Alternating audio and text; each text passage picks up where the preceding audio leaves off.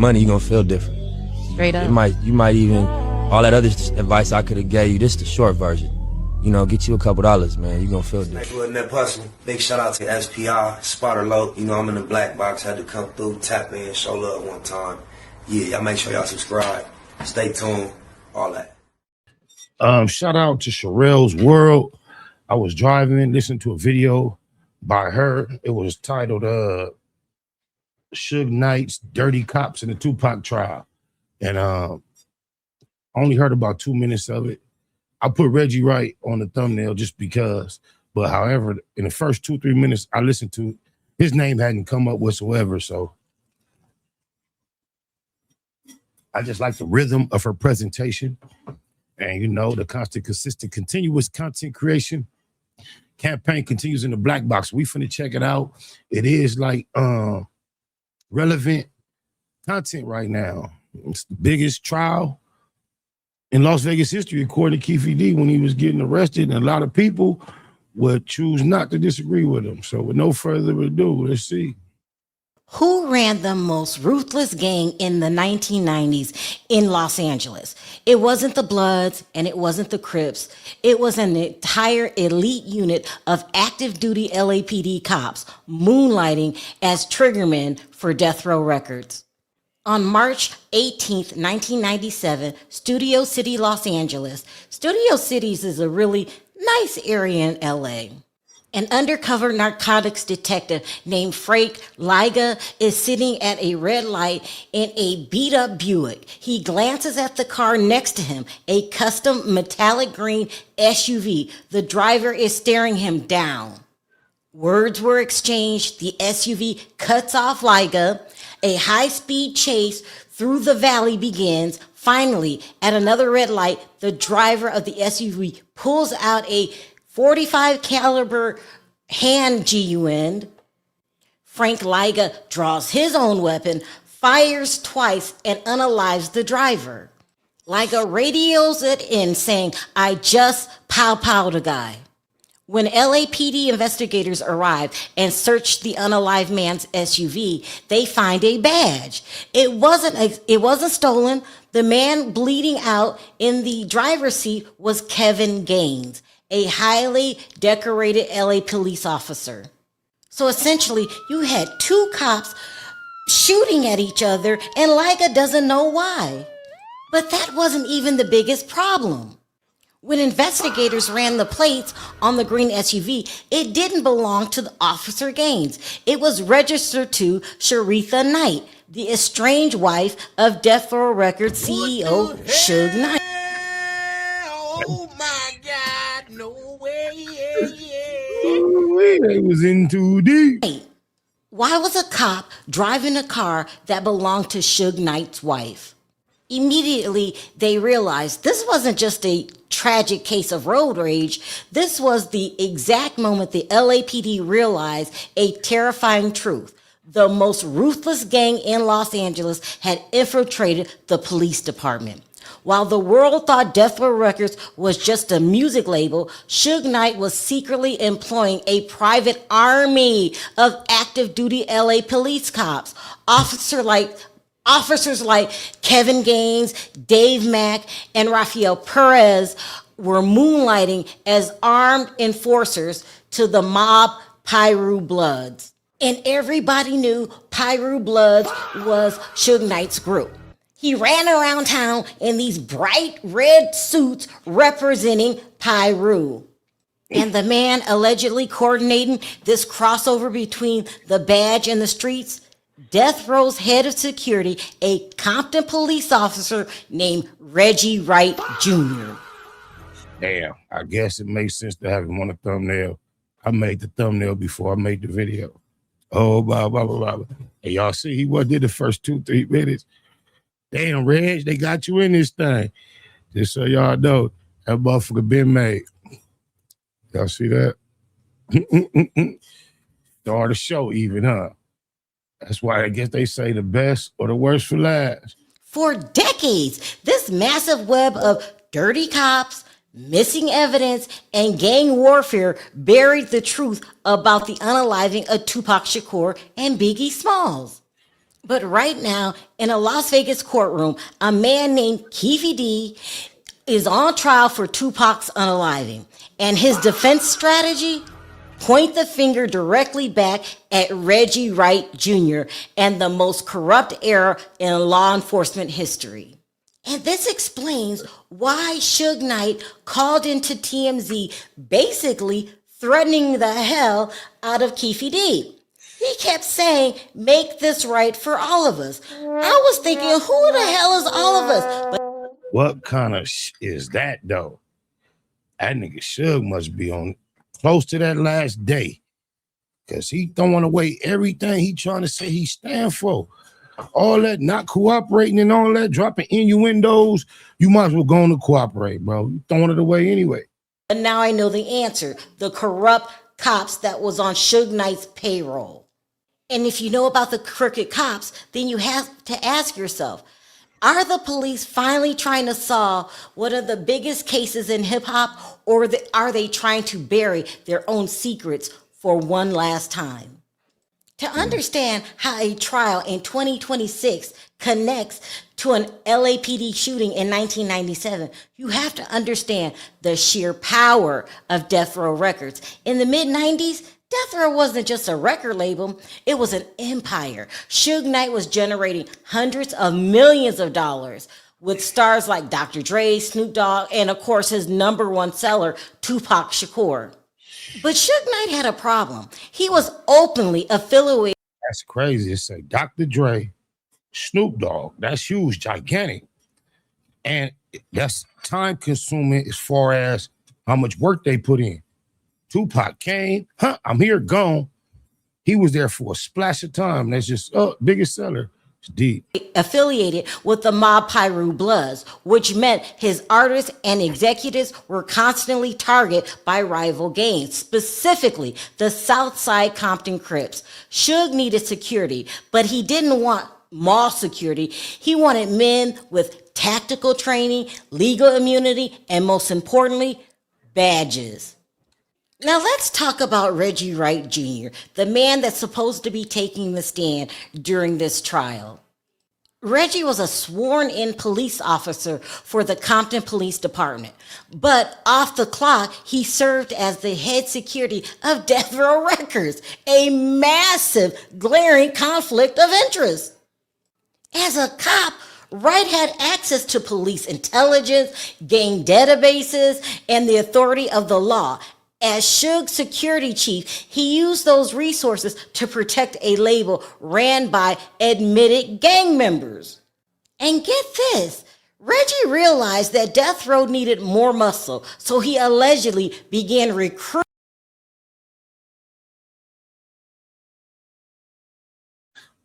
Reggie Wright, you a pig or a Piru? You've been running from that question. Oh, blah, blah, blah, blah. But he didn't just look for tough guys, he looked for LAPD officers, specifically officers from specialized elite anti-gang unit known as Crash. Now, is he crazy or is he brilliant? I'm going to get the guys responsible for getting gangs off the streets. I'm going to get them, recruit them, and make them bad guys. Let's just be real. We want to protect Suge Knight and his drug-based org. Can somebody tell me anything more gangster than that? Not more gangbangish. It's just a big difference between being banged out and gangster. Now that's gangster on a whole nother level.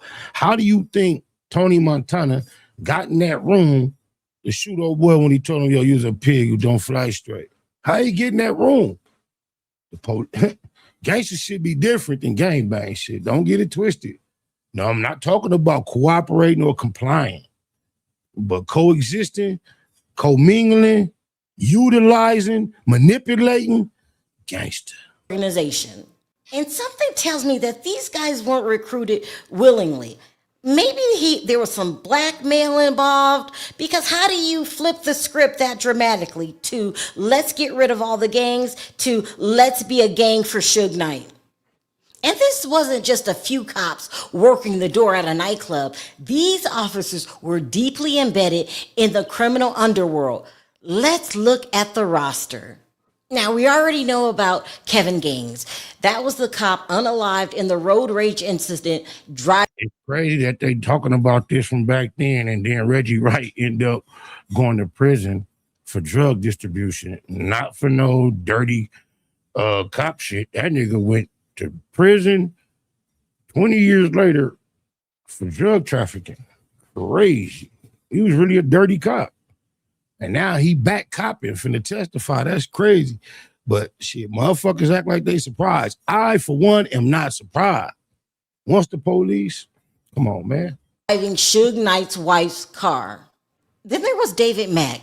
Mack was a respected crash officer and a former track star. But in November 1997, Mack orchestrated a brazen daylight armed robbery of Bank of America in LA, stealing $722,000. When the federal investigation finally caught him, they discovered Mack had deep ties to the mob Piru Bloods. Where did he spend the weekend after the bank heist? In Las Vegas, gambling away the stolen money with another police officer. And that other officer's name was Rafael Perez. Perez is the man who eventually exposed the entire LAPD Rampart scandal wide open. After being caught stealing 6 pounds of cocaine from an LAPD evidence locker, Perez cut a deal. He confessed to planting evidence on people, framing innocent people, unprovoked pow-pows, and perjury.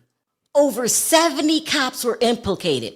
Over 100 criminal convictions were overturned. It remains one of the worst police corruption scandals in American history. And sitting right at the center of this rotting department was Death Row Records. These were men guarding Suge Knight and Tupac Shakur. Keep in mind, though, Reggie was never a LAPD. He was a CPD, Compton Police Department. They were gangsters carrying LA badges. While the LAPD was dealing with the Rampart fallout, and Rampart was the name of their division, the rot was spreading south to the city of Compton. Remember, Reggie Wright Jr., Death Row's head security, while he was managing. Kind of like what I just said. That's crazy. Like I'm narrating before she get to it. This private army of dirty LA cops, his father, Reggie Wright Sr., was the lieutenant in charge of the Compton Police Department's gang unit. I couldn't make this up if you paid me to. I mean, let's just stop for a minute and think about what I just said. The son is running security for a Bloods-affiliated record label, employing corrupt LAPD cops. The father is running the gang unit in the city where the Bloods and Crips are fighting a vicious WAR.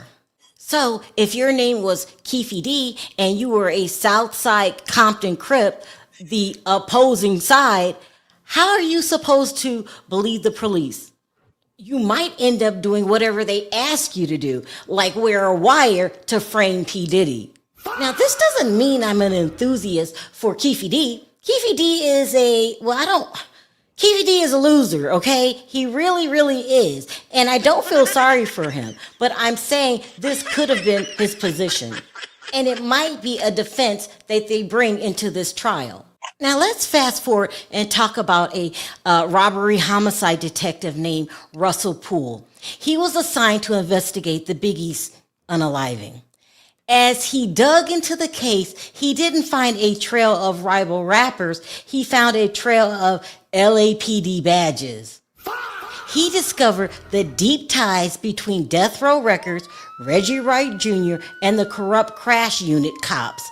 Poole theorized that Suge Knight orchestrated the hit on Biggie Smalls as retaliation for Tupac, and that Knight used his network. If you can flip crime fighters into criminals,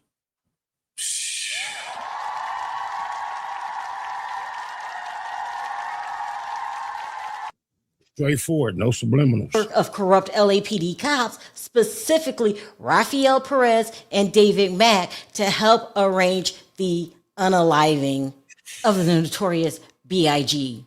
But when Poole brought his evidence to his superiors, he wasn't commended. He was shut down. The LAPD brass dismissed his claims. The department, already bleeding from the Rampart scandal, could not afford the PR nightmare of admitting their officers helped unalive a global superstar. Poole was eventually forced to resign in protest, and he passed away 2015 fighting to prove his theory. The waters were so muddied by dirty cops, missing evidence, and conflicts of interest that both cases went entirely cold. And this is why Keffe D's defense team is going to use the strategy that they are using.